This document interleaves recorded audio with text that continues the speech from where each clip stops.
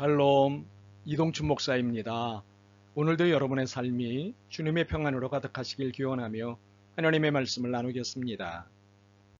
오늘 말씀은 잠언 3장 5절에서 8절 말씀입니다. 너는 마음을 다하여 여호와를 신뢰하고 내 명철을 의지하지 말라. 너는 범사의 그를 인정하라. 그리하면 내 길을 지도하시리라. 스스로 지혜롭게 여기지 말지어다. 여호와를 경외하며 악을 떠날지어다. 이것이 내 몸에 양약이 되어 내 골수를 윤택하게 하리라. 아멘. 잠언 3장 5절에서 8절 말씀을 본문으로 가을은 천고마비라는 제목의 말씀을 나누도록 하겠습니다. 가을이 되면 회자되는 사자성어가 있습니다. 천고마비, 하늘은 높고 말은 살찐다는 말입니다. 특히 이 말은 가난한 시절에 유행했습니다.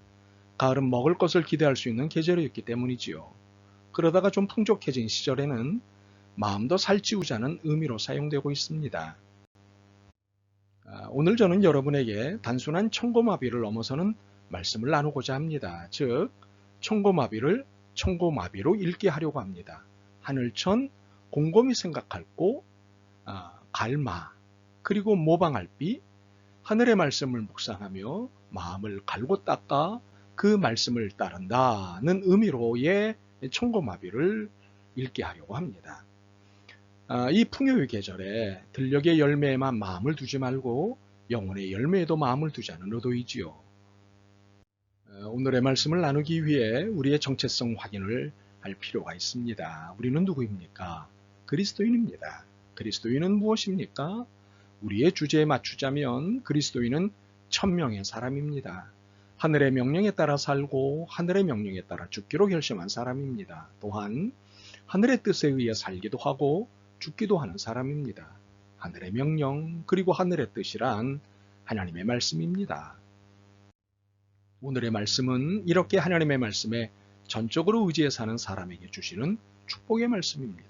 그리고 약속의 말씀입니다. 즉 하나님의 말씀에 따라 전적으로 사는 사람은 육적인 삶이든 영적인 삶이든 풍성해지는 삶을 약속하신 말씀입니다. 그렇다면 어떤 축복을 약속하셨습니까? 6절을 보시면 내 길을 지도하시리라.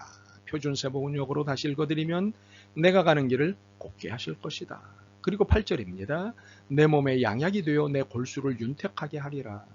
표준세번역으로 다시 읽어드리면 이것이 너의 몸에 보약이 되어 상처가 낫고 아픔이 사라질 것이다. 이 얼마나 감사한 복이고 귀한 약속입니까? 낯선 길에서 길을 물어보았을 때 곧장 가시면 됩니다 라는 말을 들으면 마음이 편해집니다. 혹은 제가 거기까지 안내드리죠 하는 사람을 만나면 이건 행운입니다. 내 길을 지도하시리라가 이것 아니겠습니까? 내가 거기까지 안내해주마. 또한 보약 잡숴보셨죠? 몸에 정말 좋습니다. 젊은 때는 잘 모르지만 나이가 들수록 보약의 귀중함을 절감합니다. 보약 덕에 아픔이 낫고 힘이 생깁니다. 내 몸에 양약이 되어 내 골수를 윤택하게 하리라. 하나님의 말씀은 최고의 보약입니다.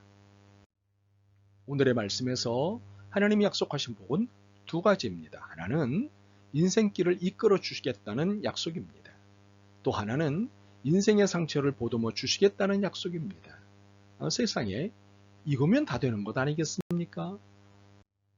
가는 길만 안다면 두려울 것 없습니다. 길이를 모르니 두려워서 악을 쓰는 것입니다. 또한 건강이 보장만 된다면 그 무엇이 두렵겠습니까? 나이 들수록 건강에 대한 염려가 삶의 염려의 절반을 넘습니다. 이런 인생의 두려움을 가져오는 것들을 다 해결해 주시겠다는 약속이니 이 얼마나 큰 복입니까? 그런데 이 약속에는 조건이 있습니다. 단 하나의 조건입니다. 5절입니다. 너는 마음을 다하여 여호와를 신뢰하고 내 명철을 의지하지 말라. 바로 마음을 다하여 여호와를 신뢰하는 삶입니다. 신뢰란 믿고 맡기고 따른다는 것을 말합니다. 하나님을 신뢰한다는 것은 하나님을 믿고 하나님께 맡기고 하나님만 따른다는 것을 말합니다. 이렇게 마음을 다해 하나님을 신뢰하는 것입니다. 일부분이나 대부분이 아닌 전부 다 바쳐 하는 신뢰입니다. 좀 더 이해를 돕는 표현이 본문에 있습니다. 6절 상반절에 보시면 너는 범사에 그를 인정하라. 표준 세번역으로 읽어드리면 내가 하는 모든 일에서 주님을 인정하라. 모든 일에서 주님을 인정하는 것이 마음을 다하여 주님을 신뢰하는 신앙입니다. 신앙은 어떤 일에서든 주님을 인정하고 신뢰하는 것입니다. 본문은 이를 이해시키기 위해 좀 더 설명합니다. 5절입니다. 내 명철을 의지하지 말라. 7절입니다. 스스로 지혜롭게 여기지 말라.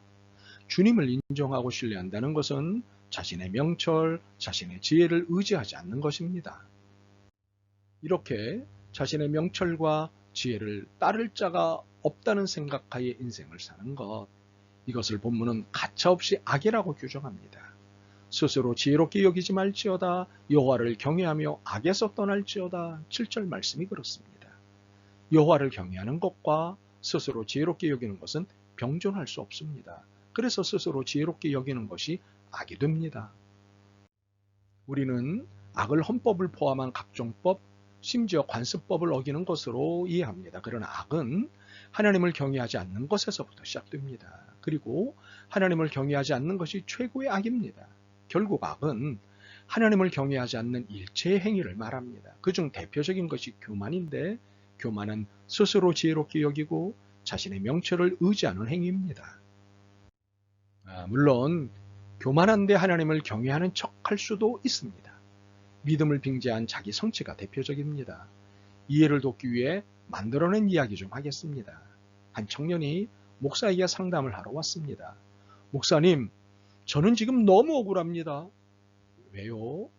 목사님이 지난주에 설교하시기를 믿으면 믿는 대로 된다고 하지 않았습니까? 그렇습니다. 저는 베드로가 바다를 걸어갔다는 설교를 듣고 나도 믿으면 한강 무리를 걸어갈 수 있다고 믿었습니다. 그래서요. 그런데 빠져 죽을 뻔했습니다. 청년의 말인즉 믿음이 있으면 무엇이든 된다고 해서 베드로처럼 바다를 걸었는데 왜 자신은 물에 빠진 거냐며 목사에게 따진 것입니다. 잠시 묵상을 한 뒤 목사와 예수님이 오라고 했나요? 아니요. 그런데 왜 무리를 걸어갔나요? 이 청년처럼 하나님을 경외해서라기보다 자기 만족을 위해 믿음을 이용하는 것은 교만의 전형입니다. 물론 순수한 믿음이 아니냐고 항변할 수도 있습니다. 그러나 이는 자기 욕망, 자기 욕구에 사로잡힌 행동입니다. 이는 믿음을 잘못 이해한 것입니다. 이는 수정받아야 마땅한 믿음입니다. 참으로 믿음을 잘못 이해하면 자기 교만, 스스로를 지혜롭게 여기는 꼴이 벌어집니다. 그러므로 우리의 신앙생활에서 점검이 있어야 합니다. 신앙이 바르게 잘 자라고 있는지를 검사받아야 합니다. 무엇보다 말씀으로 검사받아야 합니다. 잠언 3장 1절입니다. 내 아들아 나의 법을 잊어버리지 말고 내 마음으로 나의 명령을 지키라. 잠언 3장 3절입니다. 인자와 진리가 내게서 떠나지 말게 하고 그것을 내 목에 매며 내 마음판에 새기라. 이렇게 말씀을 통한 신앙 점검을 하면 악에서 떠나 하나님을 온전히 경외하게 됩니다. 스스로 지혜롭게 여기는 일에서도 점차 멀어지고 자기 명철을 의지하는 일에서도 점점 멀어지게 됩니다. 이렇게 해서 마음을 다하여 범사에 하나님을 인정하고 신뢰하는 삶을 살게 됩니다. 그 결과는 복된 삶입니다. 그 결과는 약속대로 되는 것입니다. 내 인생길이 늘 하나님의 지도를 받게 되고 내 몸의 골수가 건강해지고 내 마음과 영혼이 건강해지는 것입니다. 바라기는 이 가을, 이 청고마비의 계절에 청고마비를 넘어선 청고마비의 역사가 여러분에게 있기를 소원합니다. 그래서 영혼의 복된 열매를 풍성히 누리게 되시길 주님의 이름으로 기도합니다. 아멘. 주님, 이 가을 이 말씀을 깨닫게 하셨습니다. 이제 육신의 청고마비를 넘어선 영혼의 청고마비가 되게 하옵소서. 주님이 원하시는 바람직한 삶을 살게 힘을 주옵소서. 예수 그리스도의 이름으로 기도드립니다. 아멘.